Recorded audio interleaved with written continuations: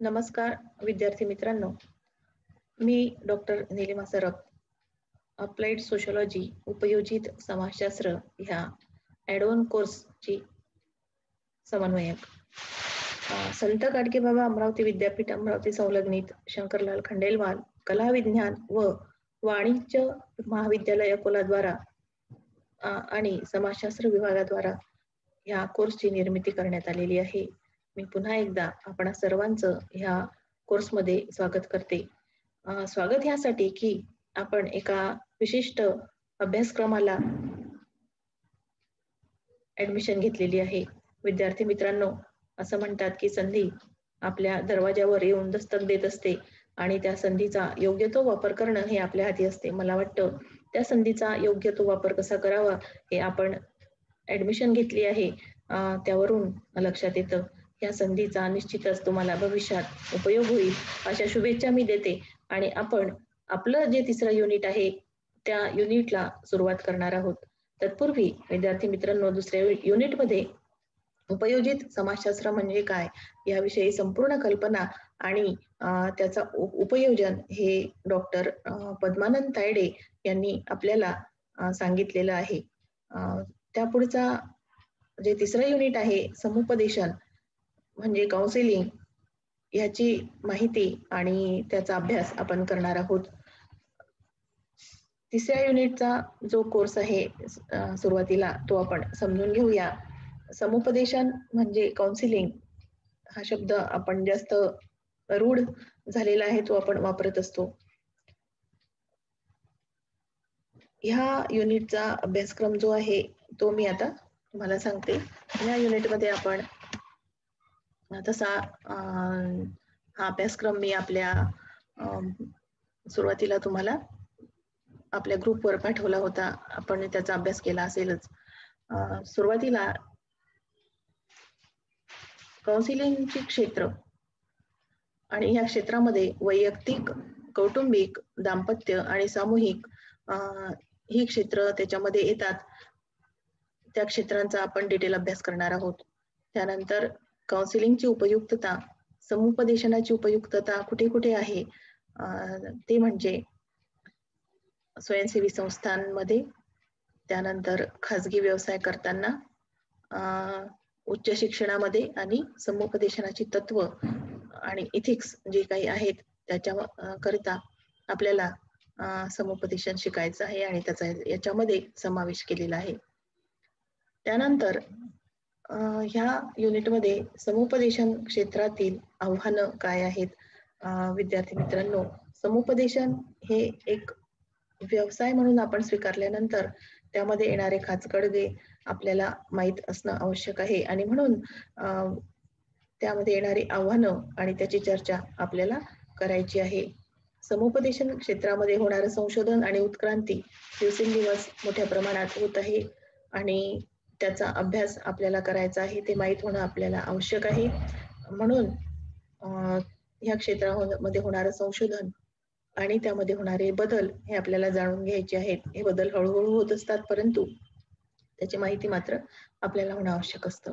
त्यानंतर समुपदेशक आणि ग्राहक शोषण. समुपदेशकाद्वारा ग्राहकाचे शोषण सुद्धा झाले नाही पाहिजे, म्हणून काय दक्षता घ्यायला हवी आणि ती त्याची जबाबदारी आहे, त्याचं कर्तव्य आहे, हे आपल्याला याद्वारे शिकायचं आहे. त्यानंतर समुपदेशन क्षेत्रातील ह्या व्यवसायातील व्यावसायिक आव्हानं काय आहेत याचा समावेश ह्या कोर्समध्ये करण्यात आलेला आहे. विद्यार्थी मित्रांनो, समुपदेशन ही एक फार मोठी आणि ज्याला आपण सर्वसमावेशक व्हास्ट अशी एक संकल्पना आहे. एवढ्या छोट्या काळामध्ये शिकवणं ते कठीण आहे, परंतु तरीही तुम्हाला त्याचं पायाभूत ज्ञान व्हावं आणि त्याची क्षेत्र आणि त्याच्या पुढच्या दिशा, आयाम यांची माहिती तुम्हाला व्हावी म्हणून हा अभ्यासक्रम ह्या ठिकाणी तुमच्यासाठी डिझाईन करण्यात आलेला आहे. आणि तो कसा कसा पुढे आपण त्याचा वापर करू, पुढे आणखी तुम्ही काय शिकू शकता, डिटेल नॉलेज कोणत्या प्रकारचं मिळवू शकता याची चर्चा सुद्धा आपल्याला करायची आहे. तर ह्या दृष्टीनं आपल्याला हा कोर्स शिकायचा आहे.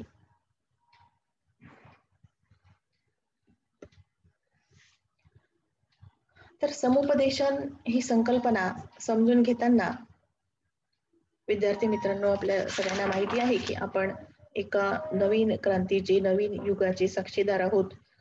तुमची पिढी तर ह्या बदलांमध्येच तुमच्या पिढीनं जन्म घेतलेला आहे आणि हे बदल कसे कसे होत गेले हे आमच्या पिढीनं पाहिलेलं आहे. तर हे जे बदल आहेत 21व्या शतकामध्ये होणारे, ह्या सर्वांच्या परिणाम आपल्या एकूणच जीवनशैलीवर आणि राहणीमानावर होतो आहे. आता ही जीवनशैली आणि सामाजिक परिस्थिती, राजकीय परिस्थिती ही सर्व व्यक्तीच्या जीवनाची अंग आहेत आणि ह्याच्यामध्ये बदल होत आहेत. ही जी बदलती परिस्थिती आहे, ही बदलती परिस्थिती माणसाला आणि एकूणच व्यक्तीच्या जीवनाला कशी बदलवत असते, याचं आपण एक छोटंसं उदाहरण घेऊया. आपण आर्थिक क्षेत्राचं उदाहरण घेऊया. बघा,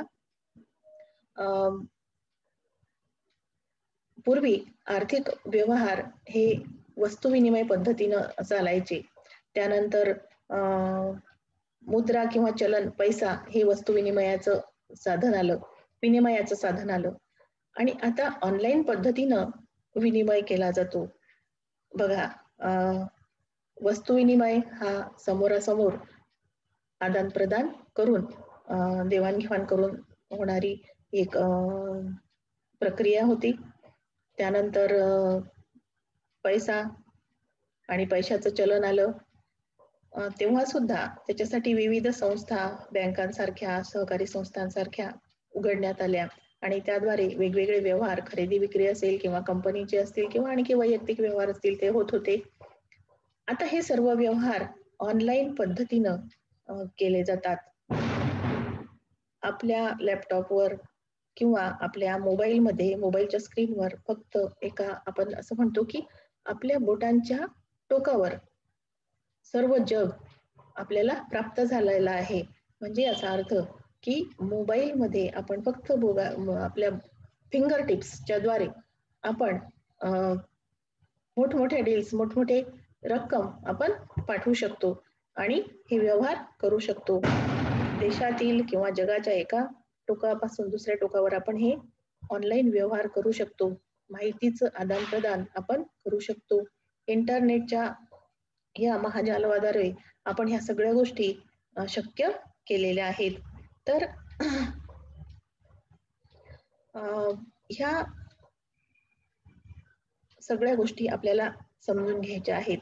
आता आपण असं म्हणू की ह्या जे बदलती जीवनशैली आहे आणि आपले समुपदेशन हा आपला कोर्स आहे, ह्याचा संबंध काय, तर तो मी तुम्हाला सांगणार आहे की विद्यार्थी मित्रांनो, कुठलंही शास्त्र किंवा मानवी जीवनाचा किंवा मानवाचा जो काय खटाटोप चालू असतो सगळ्या गोष्टींसाठी, मानव सतत काहीतरी करत असतो, कारण त्याला एक वेगळी बुद्धीची अशी जाणीव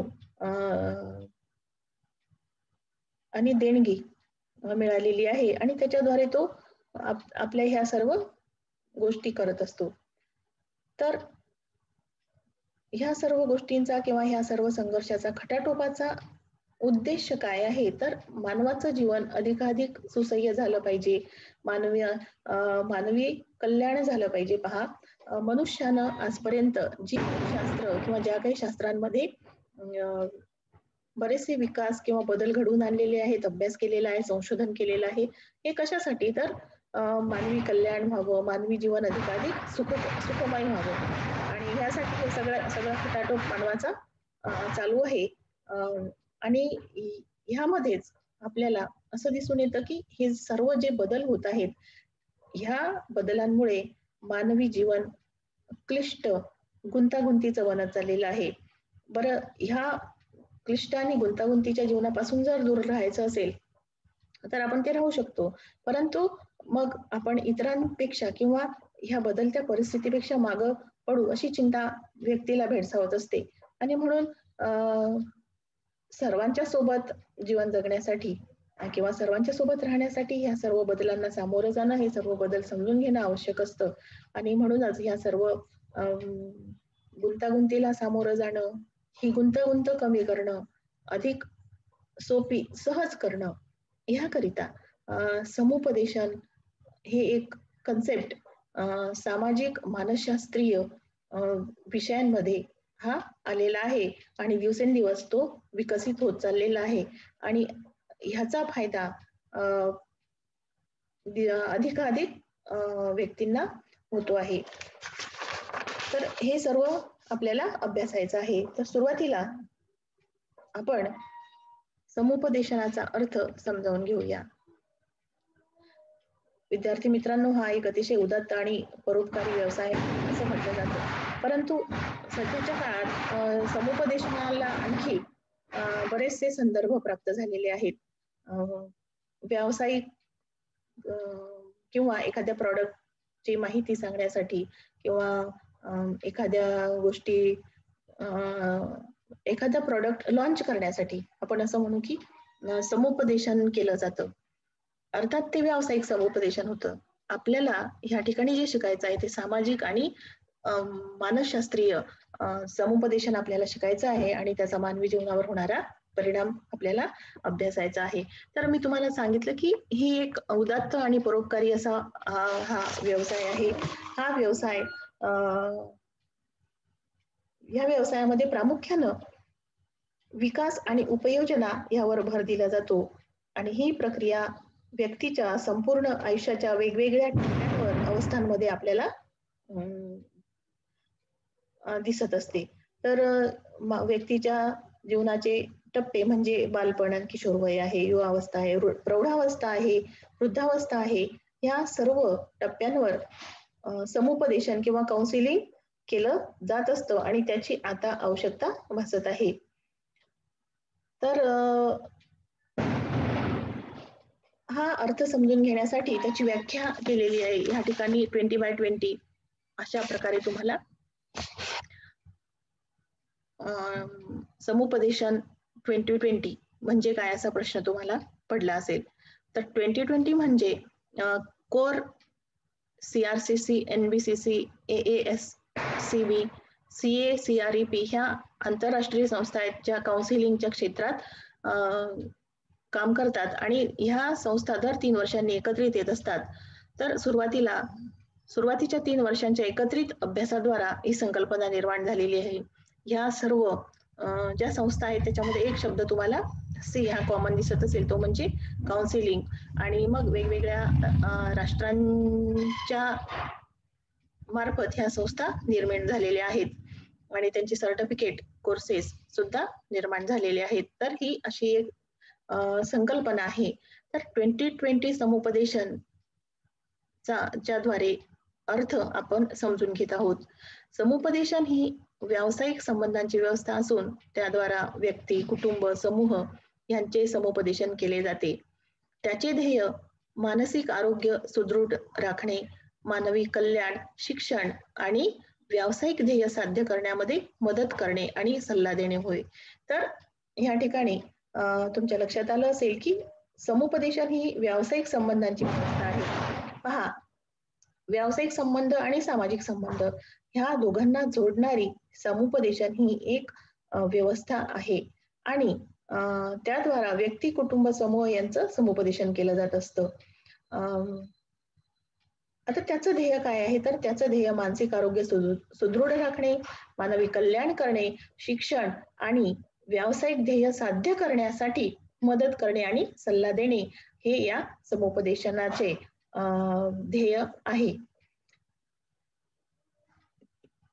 ह्या व्याख्येद्वारा काही महत्वाचे घटक आपल्याला प्राप्त होतात त्याचा आपण विचार करूया.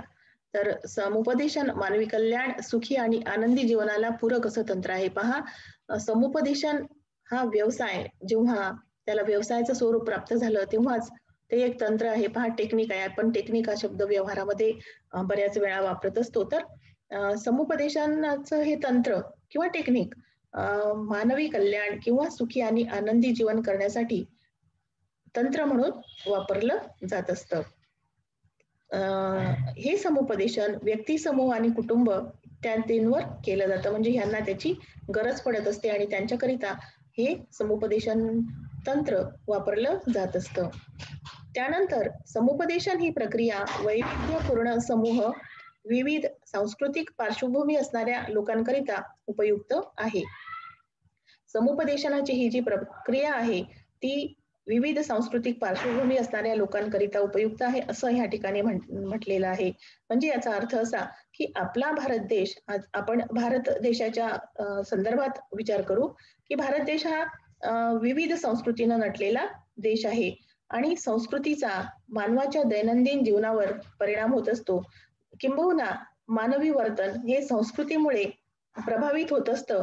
अगदी सुरुवातीपासून आता तुम्ही काही विद्यार्थी याच्यामध्ये आपण असं म्हणू की समाजशास्त्राचे अभ्यासक आहेत, त्यांनी संस्कृतीचा अभ्यास केलेला असेल, तर संस्कृती ही व्यक्तीच्या वर्तनाला वळण लावणारी एक प्रक्रिया आहे किंवा ती सतत चालू असते हे पण आपल्याला माहिती आहे आणि तिचा मानवी वर्तनावर परिणाम होत असतो. अगदी सकाळी उठल्यापासून तर रात्री झोपेपर्यंत ही संस्कृती मानवाच्या वर्तनावर परिणाम करत असते.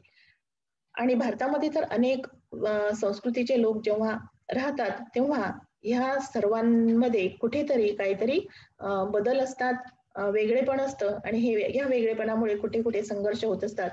हे संघर्ष होऊ नये किंवा झालं तर त्याच्यावरती उपयोजन केलं जावं ह्याकरिता समुपदेशन ही संकल्पना किंवा समुपदेशनाचं उपयोजन हे केलं जात असतं. त्यानंतर समुपदेशन ही गतिमान आणि चैतन्यदायी प्रक्रिया आहे असं आपल्याला कळतं की समुपदेशनाद्वारे व्यक्तीच्या समस्या संपवल्या जातात आणि व्यक्तीचं जीवन गतिमान किंवा चैतन्यदायी होतं. म्हणजे याचा अर्थ असा समुपदेशन किंवा काउन्सिलिंग रूढार्थानं किंवा सामान्यपणे लोकांना असं माहित असतं की ही जी प्रक्रिया आहे किंवा समुपदेशन ही काउन्सिलिंग ही संकल्पना आहे ही नैराश्य आलेल्या किंवा डिप्रेस्ड लोकांसाठी वापरली जाते. परंतु एवढंच नव्हे तर काही सामाजिक मानसिक अडचणी आल्यास, प्रॉब्लेम्स आले तर ते सोडवण्यासाठी सुद्धा ही प्रक्रिया वापरली जाते. एखादी गुंतागुंतीची परिस्थिती उद्भवली आणि एखाद्या व्यक्तीला जर त्याचे सोडवणुकीचे मार्ग माहीत नसले तर समुपदेशक ती परिस्थिती कशी हाताळावी याचं एक चांगल्या प्रकारे नॉलेज आपल्याला देऊ शकतं आणि म्हणून ती एक गतिमान आणि चैतन्यदायी प्रक्रिया आहे असं म्हटलं जातं. समुपदेशनाची आवश्यकता का भासते ह्याचा सुद्धा आपल्याला विचार करायचा आहे. तर समुपदेशन आत्मविश्वास बांधणी करता आवश्यक आहे. त्यानंतर समस्या सोडवण्यासाठी आवश्यक आहे. त्यानंतर ज्या लोकांना ह्या गोष्टींची माहिती नाही अशा लोकांमध्ये आध्यात्मिक प्रभावाद्वारे सुद्धा समुपदेशन केलं जातं. त्यानंतर सकारात्मकता निर्मितीकरिता समाजामध्ये समुपदेशनाची आवश्यकता भासते. त्यानंतर उपलब्ध संधीचा योग्य तो वापर कसा करावा या संबंधीचं मार्गदर्शन समुपदेशनाद्वारे केलं जातं. आता आपण ह्याचा टप्प्याटप्प्यानं ह्याची आवश्यकता कशी आहे किंवा याचं महत्व काय आहे त्याची चर्चा करूया. पहा, पर्सनॅलिटी डेव्हलपमेंट हा शब्द आपण सर्वांनी ऐकलेला आहे. तर पर्सनॅलिटी मध्ये डेव्हलपमेंट मध्ये घटक महत्वाचा मानला जातो आणि तो तुम्हाला माहित असेल तो म्हणजे कॉन्फिडन्स बिल्डिंग. पहा, हे जी सत्र किंवा हे जे तुमच्यासाठी आम्ही व्हिडिओ तयार करतो आहोत तर हे तुम्ही नोट करून घ्या. याचे स्लाइड्स तुमच्याकडे आहेतच, परंतु ह्यासोबतच आपण ग्रुप डिस्कशन करणार आहोत. तुमच्या क्वेरीज आम्हाला ऐकून घ्यायच्या आहेत. ह्यातील काही संबोध किंवा संकल्पना जर तुम्हाला समजल्या नाहीत तर ग्रुप डिस्कशन ह्या सेशन मध्ये आपण त्या सोडवायच्या आहेत. तर आपण हे काळजीपूर्वक ऐकून त्यामध्ये येणाऱ्या क्वेरीज आपण टिपून ठेवू शकता. तर विद्यार्थी मित्रांनो, पर्सनॅलिटी डेव्हलपमेंट मध्ये आत्मविश्वास बांधणे किंवा कॉन्फिडन्स बिल्डिंग हा एक महत्वाचा घटक मानला जातो आणि जेव्हा अशा प्रकारे आत्मविश्वास ची कमी निर्माण होते तेव्हा समुपदेशनाची आवश्यकता भासत असते आणि ही आत्मविश्वासाची कमतरता व्यक्तीला वेगवेगळ्या टप्प्यांवर येत असते. कारण आज जे युग आहे ते स्पर्धेचं युग आहे आणि या स्पर्धेमध्ये प्रत्येक जण स्वतःला पुढे करण्यासाठी इतरांच्या डोक्यावर पाय देऊन पुढे जाण्याचा प्रयत्न करत असतो आणि कधी कधी त्याच्यामध्ये काही लोकांचा बळी सुद्धा जातो. आणि हे होऊ नये म्हणून कॉन्फिडन्स बिल्डिंग अतिशय महत्वाची असते. त्यानंतर समस्या सोडवणुकीमध्ये समुपदेशनाची आवश्यकता भासते. आता या समस्या कोणत्या? तर व्यक्ती, समूह आणि सामाजिक स्तरावर अनेक समस्या येतात. आपण बघतो की बऱ्याच वेळा व्यक्ती आत्महत्या करते.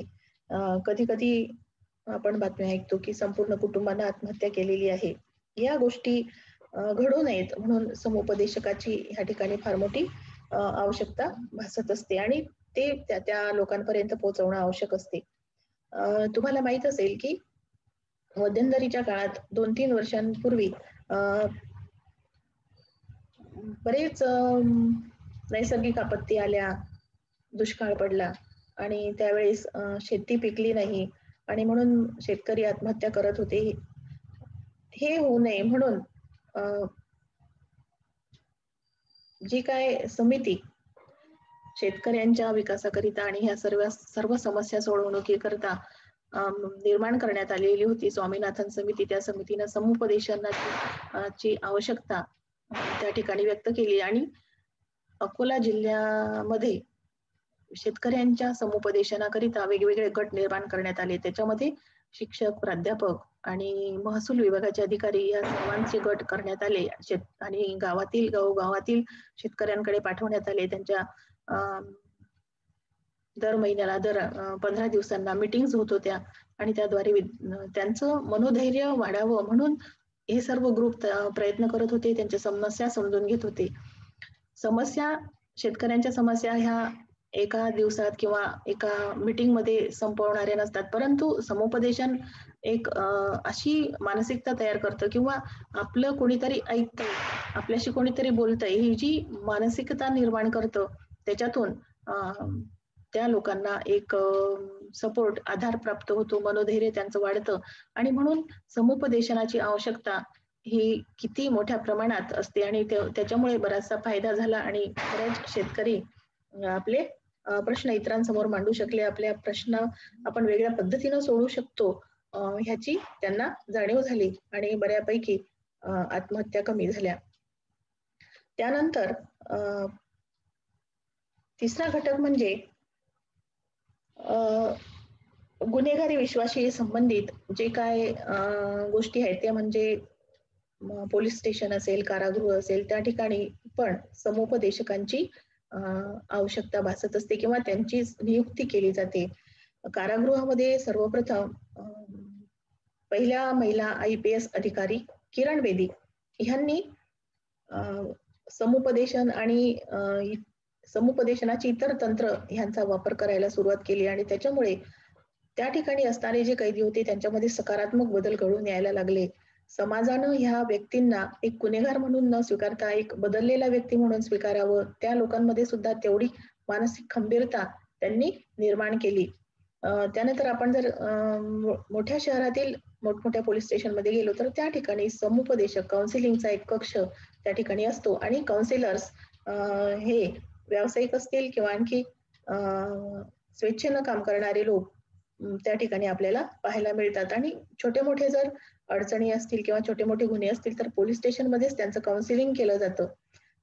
किंवा कौटुंबिक न्यायालय हे पण एक जेव्हा घटस्फोट ची परिस्थिती निर्माण होते किंवा घटस्फोटासाठी केसेस दाखल केल्या जातात तेव्हा सुरुवातीला कौटुंबिक न्यायालयामध्ये ती केस जाते आणि त्या ठिकाणी संपूर्ण कुटुंबाचं, त्याशी निगडीत व्यक्ती, पती पत्नी या सर्वांचं समुपदेशन केलं जातं, काउन्सिलिंग केलं जातं आणि जवळपास आतापर्यंतची जी माहिती आहे त्यामध्ये 30 ते 40% केसेस ह्या कौटुंबिक न्यायालयामध्ये समुपदेशनाद्वारे सोडवल्या जातात. म्हणजे ह्याचं महत्व आणि उपयुक्तता किती मोठी आहे हे आपल्या लक्षात येईल.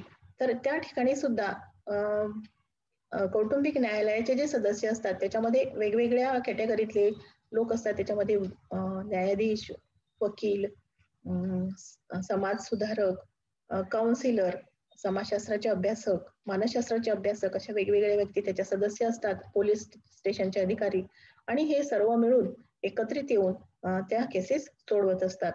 तर हे सुद्धा आपल्या लक्षात येईल. म्हणजे जेलमध्ये जाण्याचा किंवा पुढे जाऊन जो काही मनस्ताप त्या सर्व कुटुंबाला, त्या दाम्पत्याला सहन करावा लागतो, तो त्यांचा वाचतो आणि म्हणून याची आवश्यकता आपल्या लक्षात येईल. त्यानंतर आणखी आपल्याला एक सांगता येईल की सर्वसामान्य लोक जे आहेत की ज्या लोकांना ह्या गोष्टीची माहिती नाही की समुपदेशनाची अशा प्रकारची व्यवस्था आहे, ती प्रक्रिया आहे किंवा अशा प्रकारे आपण कोणाचा आधार घेऊ शकतो, मदत घेऊ शकतो, तर अशा लोकांकरिता धार्मिक आणि आध्यात्मिक प्रभाव हा पण अतिशय महत्वाचा असतो. तर अशा प्रकारचे लोक त्याच्यामध्ये फार मोठी नावं जर आपण घेतली तर रामदेव बाबा किंवा श्री श्री रविशंकर जी आहेत, हे लोक त्यांच्या एकूणच मार्गदर्शनाद्वारा लोकांच्या जीवनामध्ये सकारात्मक बदल व्हावे म्हणून प्रयत्न करतात, तशा प्रकारे मार्गदर्शन करत असतात. आणि